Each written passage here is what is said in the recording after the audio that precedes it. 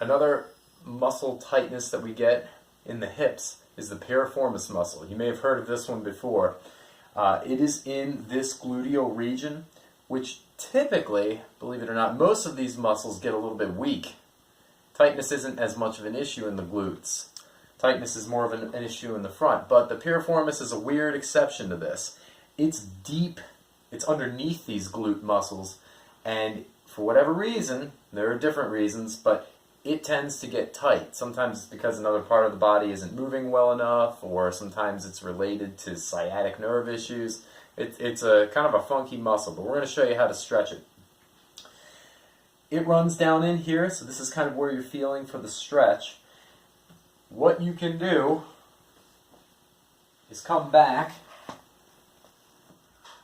and hold your leg like this and start pulling both like the knee and the shin and the ankle all upward and across like this toward your opposite shoulder.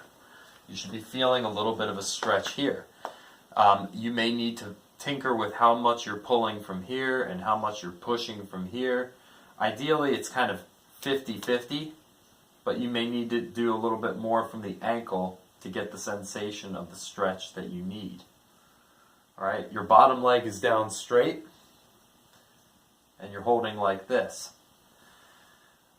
Sometimes one thing that can be helpful whenever you're stretching the piriformis is to kind of push the leg into your hands like that and just kind of hold it. So right now I'm resisting my hands with my leg, and now I'm relaxing. And see if you can take it a little bit farther and then push the leg down and out again, holding it, and relax.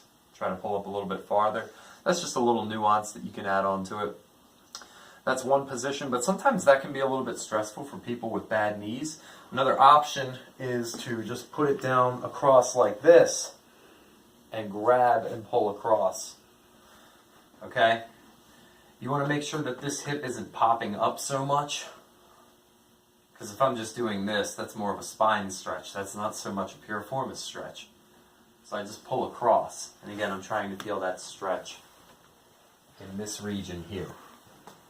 You may not be very flexible here. You may not be able to do this with your arms. You may need to put a strap around and kind of stretch it that way, or stretch it this way, okay? You may need to be creative with how you get the leverage that you need to kind of pull that thigh and leg the direction that you need to. So that's on the back. Again, kind of work it like 30 seconds, a few times on each side, and just try to get that sensation of things loosening up.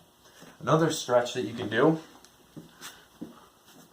this is kind of like the pigeon pose in yoga, is to stretch it this way, and I'll show you my left leg just to kind of give you a better view, like this, and then you try to keep your back arched, spine elongated, back leg straight back, and try to sink into your thigh a little bit that way. And you can kind of use your arms to help with the effort a little bit, but try to put as much weight into the leg as you can. And now I'm trying to feel the stretch right back in here.